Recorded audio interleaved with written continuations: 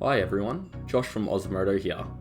Today I'll be doing something a little different. It's going to be a voiceover of a walkaround of the Tenere 700, and I'll be talking about the modifications that I've done to mine and anything I plan to do in the future. Also, excuse the dirty T7, it's an adventure bike and it's meant to be ridden. Let's take a look at protection first, since I think it's the most important. I chose to go with the genuine Yamaha crash bars. I didn't do too much research beforehand, but I'm really happy with them.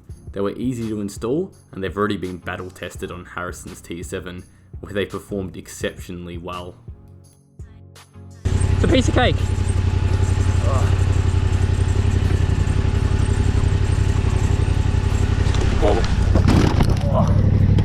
Fuck! Rip! Oh yeah? No damage. Oi Josh.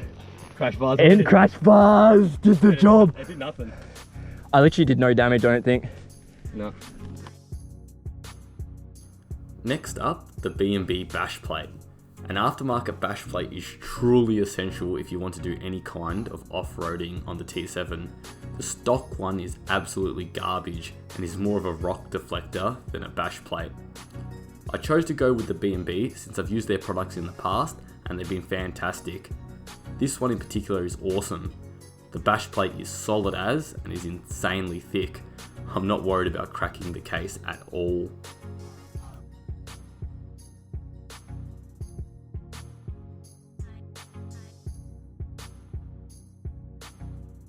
And the final piece of protection, hand guards. You can probably get away with using the stock ones for a little while, however they don't really offer much protection. I chose to go with the VPS Bark Busters because I like the look, and again, I've used their products before and know that they'll do the job.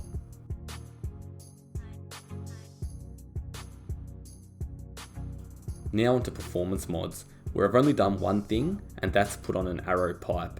The stock pipe actually sounds pretty good, but this one makes it sound amazing. I run it without the baffle and honestly feel like there may be a performance boost, however that's just the butt dyno talking. Either way, it sounds awesome, it's way lighter than the stock pipe, and it also clears the swing arm, so if I drop the bike I shouldn't get any rubbing, which is very common with the stock one.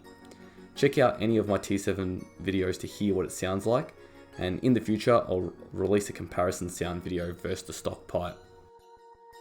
Tyres, a very personal choice with heaps of options to choose from. I chose to go with the Shinko 804 805s, which are a better off-road tyre than stock, but still perform decently on-road, which is what I want. I've put over 1,000 kilometers on them, and so far so good. Again, I'll make a video on them once they're completely worn, discussing what I think about them. Up next, luggage. I choose to run a tank bag and feel like I couldn't live without one. I went with the Nelson rig, since it's cheaper than a lot of the competition, but it really is a quality product and you can actually fit a decent amount in there. When camping, I also run the Nelson Rig Dual Sport saddlebags, which are also a great product. I currently mount them to the frame and to the rear tail bolts, but I'm waiting for a B&B rear rack to come in to make it easier.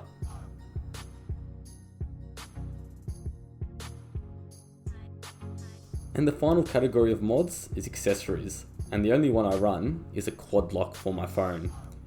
I was worried that it would damage the optical sensor on my iPhone 11, however I've installed the anti-vibration mount and I've had my phone attached for over 4,000 kilometers with zero issues, so no complaints from me.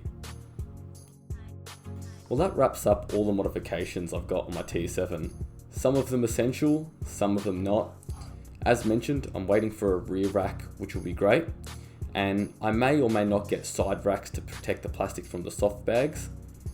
The only other mod that I really need to do is heated grips, especially with winter around the corner. I hope you all enjoyed.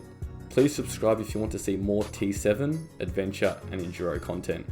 Bye bye.